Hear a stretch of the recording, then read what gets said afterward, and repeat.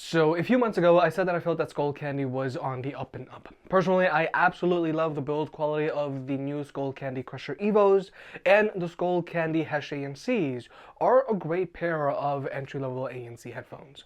So I decided, hey, let's check out the new Skullcandy Indy ANCs.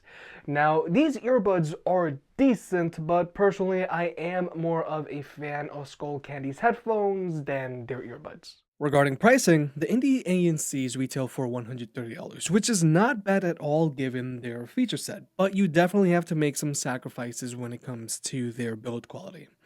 Nonetheless, the Indie ANCs are still a decent pair of earbuds, and I'm not really mad at them, so if you want to pick these earbuds up, they'll be linked down below. Now, as with any pair of earbuds, let's check out the case. The Skullcandies have a decently sized case for everyday carry, but it is noticeably larger than your AirPods Pro, Galaxy Buds Plus, or Galaxy Buds Pro's case.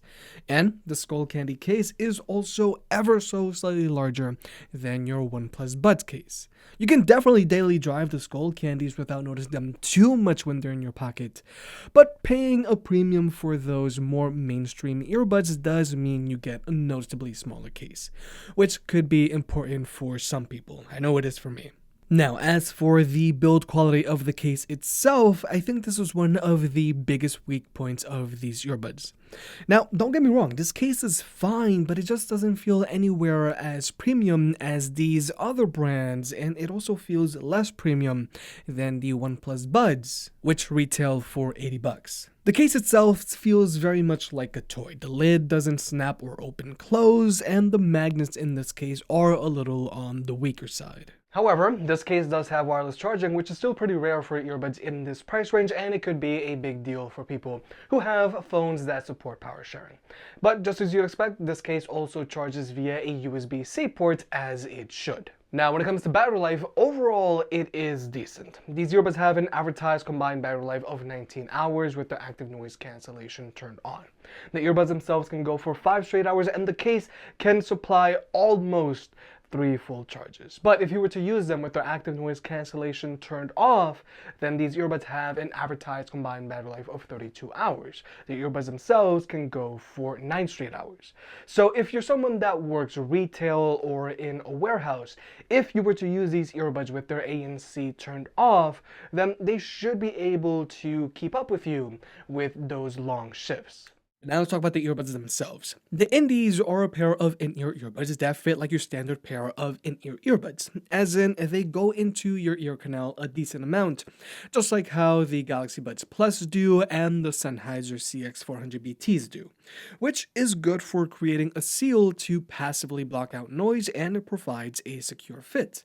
But these earbuds also have adjustable ear fins, which really helps with that lockdown. Overall, these earbuds fit super secure, but they do feel a little cumbersome, and these are definitely better suited for people who don't mind in-ear earbuds. Because if you are looking for something that's a little more comfortable, then you might want to go with either the Galaxy Buds Pro, Jabra Elite 85Ts, or AirPods Pro, which don't go in super deep into your ear canal. Or you could always go with either the Galaxy Buds Live, AirPods, or OnePlus Buds, which don't go into your ear canal at all. Nonetheless, we are starting to get to a point in this product segment where there are different types of fit for different tastes, which I think is great. Now, when it comes to Bluetooth connectivity, each earbud establishes a connection with your phone. So if you just want to use one earbud at a time, you can use either one, it doesn't matter. And this is the type of connection setup that we want to see from earbuds in 2021. My only critique here is that it does take these earbuds a few seconds to get connected, because with most other earbuds, they connect much faster than these. But from a performance standpoint, these earbuds do have zero latency across the board when watching movies or videos on your phone, whether you're using an iPhone or an Android device. And when it comes to audio codecs, these earbuds are using SBC and AAC. But now let's talk about listening to music with these earbuds. Now these earbuds have an app, and from this app you can choose from 3 different EQ settings. There's music mode, which is the best sounding one here. There's podcast mode, which severely reduces the bass on these earbuds. And then there's movie mode, whose bass is similar to music mode, but the mids and highs are a little reduced, making them sound a little shallow.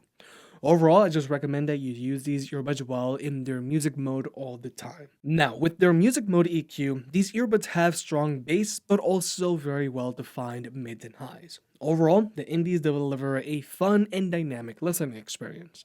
But from a performance standpoint, the bass on these earbuds does try to resonate, but it does get a little muddy. These earbuds do sound a little narrow, but more importantly, at higher volumes, the mids and highs on these earbuds do get a little fuzzy. And overall, these earbuds do get pretty loud. So personally, I don't use these earbuds past 85, maybe 90% volume. But overall, these earbuds do sound fun and they should be able to please your average user. But if sound quality is a big deal to you, then you'll definitely want to check out the Sennheiser CX400BTs when they're on sale for $100. Now, before we move on, I do have to point out that Skullcandy's app does give you personal sound where you go through this hearing test and you get a custom EQ that's just right for you. Personally, I've never really liked this, and I just wish that Skullcandy would update their app to just give you manual control over the EQ of these earbuds. Now, when it comes to the media controls on these earbuds, they're using touchpads. You can play and pause your music, you can skip a track, go back a track, and adjust the volume of your music, all from the earbuds themselves. However, the layout of this touchpad is very different from your standard pair of earbuds. Single tapping is for adjusting your volume, double tapping is for playing and pausing, tapping and holding is for skipping, and to cycle between your ANC settings, you tap, tap and hold. So definitely it does take a while to learn the controls on these earbuds. Now, the accuracy of these touchpads is decent, but personally I wish you would get a feedback tone to let you know when these touchpads register an input like either Galaxy Buds or Sennheiser's earbuds do. Because I feel there's always this sense of uncertainty when I'm trying to use these touchpads. But just keep in mind, these earbuds don't have proximity sensors, so they aren't going to automatically pause your music when you take them out of your ears, which could be a big deal for some people because proximity sensors are a very standard feature these days. Now, when it comes to the active noise cancellation on these earbuds, this is not their main selling point. The ANC on these earbuds comes nowhere near close to blocking out as much noise as the Bose QC earbuds, Jabra Elite 85Ts, AirPods Pros, or Galaxy Buds Pro. And quite frankly, the ANC on these earbuds has a lot of white noise to it. So personally, I'm not very impressed with the ANC on these earbuds.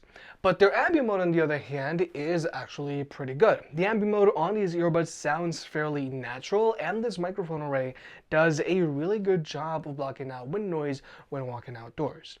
Actually, the ambient mode on these earbuds actually has less hissing to it than the ambient mode on the Galaxy Buds Pro, and this microphone array surprisingly does a slightly better job of blocking out wind noise than the Galaxy Buds Pro.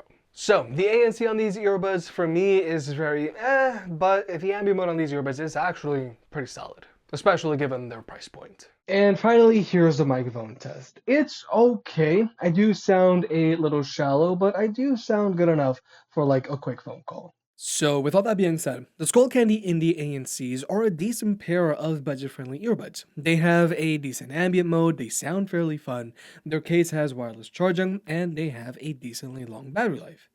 However, the active noise cancellation isn't super effective, and it also has a lot of white noise in the background. But if you're someone that's on a strict budget, these are still a decent pickup. Now, even though these earbuds do have a decent feature set, just keep in mind you are going to have to make some sacrifices when it comes to build quality. If you made it this far, I guess you enjoyed the video, so hit that like button and get subscribed. It helps out more than you realize. If you want to pick any of the products up mentioned in this video, those will be linked in the description down below, and you can also support the channel by checking out the merch store. But other than that, I'll catch you next time.